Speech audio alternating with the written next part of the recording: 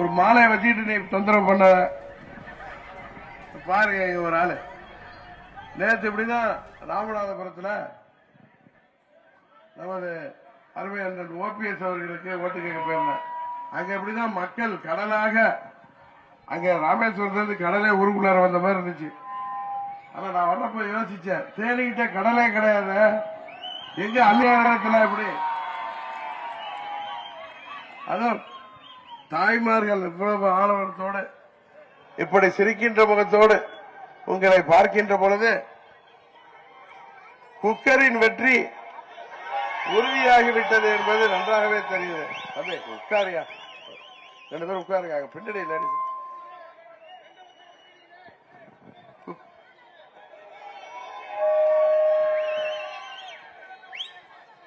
இப்ப நேத்து முந்தா நல்லா நான் இல்ல, கோயம்புத்தூர்ல பாரதிய ஜனதா கட்சி தலைவர் அண்ணாமலை அவர்களுக்கு ஓட்டு கேட்க போயிருந்தேன்.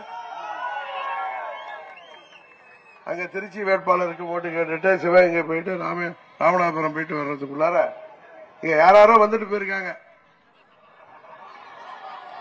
நான் சொல்லுவேன்ல, திமுகவும் பழனிசாமி கள்ள கூட்டணி வச்சிருக்காங்கன்னு சொல்றேன்ல, ஊரெல்லாம் போய் அது உண்மைன்னு நேற்று தெரிஞ்சிச்சா? முந்தா நாள் அண்ணன் பழனிசாமி வந்து பெரிய ஸ்கிரீன்ல வீடியோ போட்டு யாரு பச்சோந்தின்னு தமிழ்நாட்டு மக்களுக்கே தெரியும்.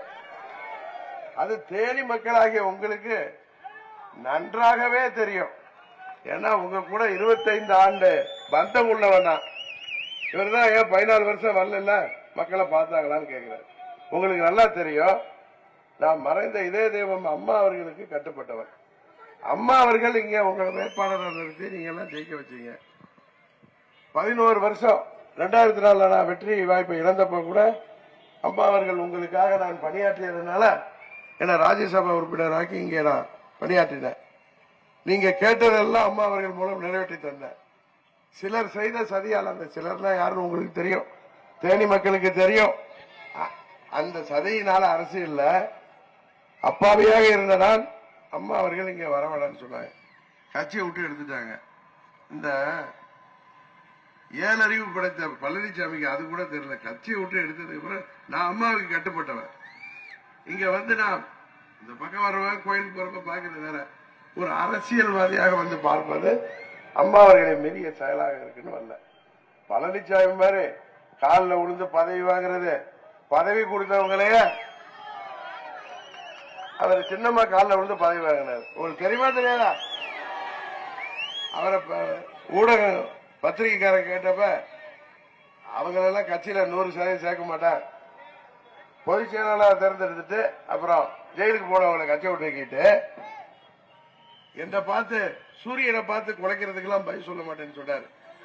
சொன்னாரா இல்லையா? அந்த பச்சை வந்து இப்ப பல்ட்டி அடிச்சுட்டு பச்சை வந்து அந்தர் பல்ட்டி ஆகாச பல்ட்டி அடிச்சு வயசுல மூத்தவங்க, அதனால காதல்